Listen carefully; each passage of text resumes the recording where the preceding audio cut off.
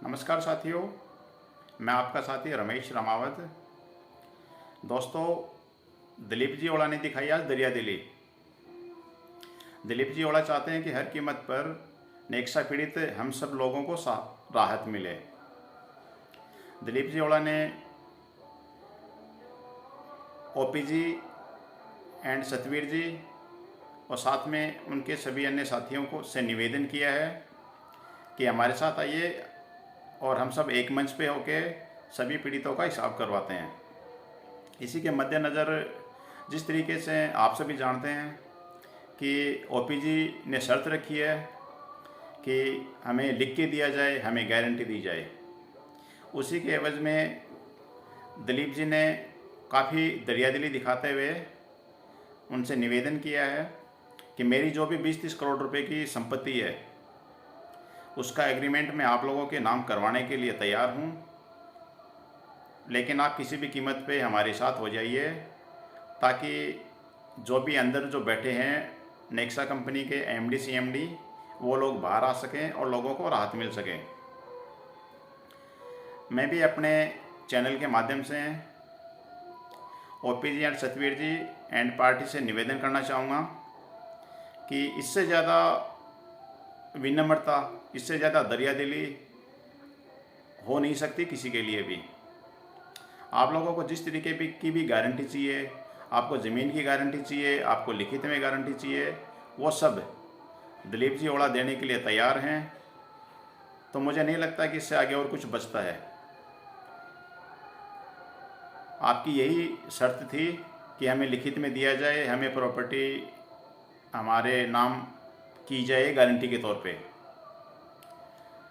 तो बड़े भाई साहब, जब आप लोगों को धोलेरा जाने की ज़रूरत क्या है, आपको गुजरात में जाने की ज़रूरत क्या है, जब आप लोगों को यहीं लोकल सीकर में गारंटी मिल रही है, लोकल में सीकर में आपको सारी जगह मिल रही हैं, हर तरीके से मिल रहे हैं, तो मैं भी एक पीड़ित हूँ और एक पीड़ित होने के नाते मैं आपसे निवेदन करता हूँ कि हम सब पीड़ितों का साथ दीजिए ताकि हम लोग जो एक बेबस भरी, एक लाचार भरी, जो घुट घुट के जो ज़िंदगी जी रहे हैं, उससे हमें राहत मिल सके। दिलीप जी ओड़ा का भी मैं शुक्रिया अदा करना चाहूँगा ताकि पीड़ितों को मद्देनज़र रखते हुए उन्होंने अपने पुरखों की या अपनी खुद की जितनी भी उनके पास जो भी प्रॉपर्टी है वो 20 करोड़ रुपए की है या 30 करोड़ रुपए की या 40 करोड़ रुपए की है, सारी प्रॉपर्टी वो हम सब पीड़ितों के लिए दांव पे लगाने के लिए तैयार हैं। उनका जितना आभार किया जाए, जितना शुक्रिया किया जाए वो उतना कम होगा। शायद वो पहले ऐसे व्यक्ति हैं जिन्होंने जनता के हित को देखते हुए इतना बड़ा फैसला लिया है। मैं तो ओपीजी से एक बार फिर निवेदन करना चाहूँगा, आप लोग पहले भी हम पीड़ितों के लिए साथ थे, एक बार फिर आप साथ हो जाइए, एक मंच पे आ जाइए। हमें उम्मीद ही नहीं, हमें यकीन है कि अगर आप सब हमारे साथ होंगे तो हमें बहुत जल्द राहत मिलेगी। और आपको जिस चीज़ की जो भी तरीके की गारंटी चाहिए वो आपको मिलने के लिए तैयार है। दोस्तों, दिलीप जी ओड़ा ने क्या कहा, देखिए आगे हम आपको वीडियो सुनाते हैं, वीडियो में देखिए कि उन्होंने क्या कहा आपको।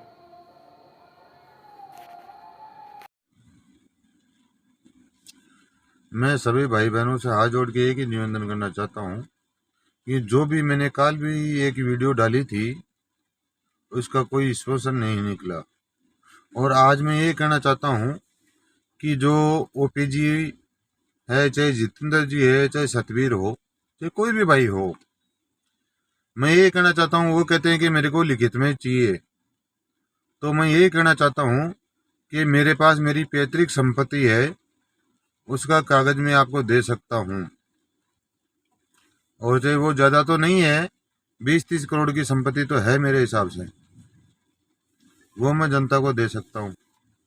अगर मेरे से ही अगर जनता का भला हो जाए तो फिर मेरे को तो जनता अपने आप को पता है, जो दुनिया को भी पता है कि अगर मैं मेरी जनता का भला करना चाहता हूँ तो ये मेरी गारंटी है। और मैं गारंटी के साथ हाथ जोड़ के निवेदन करना चाहता हूँ, ओपीजी, सतवीर जी, जो भी जितेंद्र जी, ढीलन साहब है, आपको हाथ जोड़ के निवेदन करना चाहता हूँ कि जनता का भला कर दो कैसे भी करके। मैं हाथ जोड़ के निवेदन करना चाहता हूँ, लेकिन मैंने आज तक मेरी कोई माई का लाल के पास में हाथ नहीं जोड़ा है, लेकिन आप लोगों से हाथ जोड़ के विनती करना चाहता हूँ, जो मेरे पास मेरी पैतृक संपत्ति है उसी का मैं एग्रीमेंट करके दे सकता हूँ कि जब रणबीर सुभाष बाहर आ जाएंगे, जब आपका हिसाब हो जाएगा, ये मैं गारंटी लेता हूँ और ये मैं लिखित में देने के लिए तैयार हूँ। इससे ज़्यादा मैं कुछ कहने के लिए, आप अगर आप कहो तो इससे ज़्यादा मैं कुछ कह नहीं सकता हूँ कि मैं लिखित में दे दूंगा कि जो भी मेरी पैतृक संपत्ति है वो मैं लिखित में देने के लिए तैयार हूँ।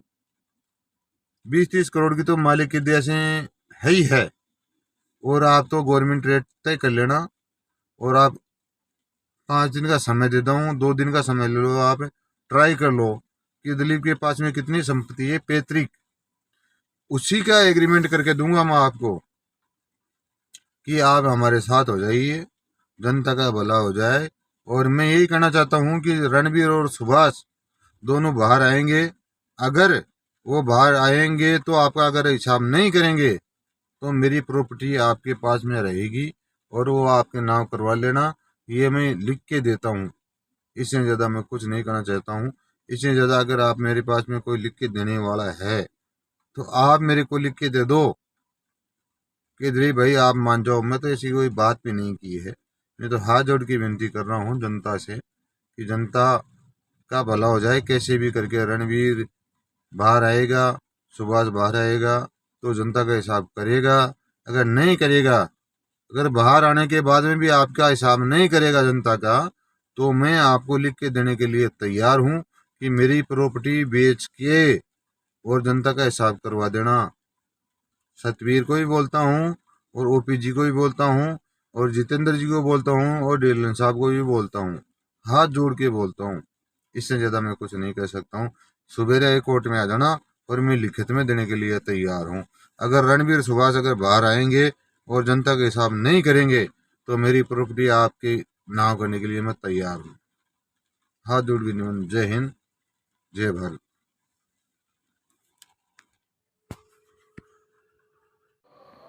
साथियों, आपने सारा वीडियो सुन लिया।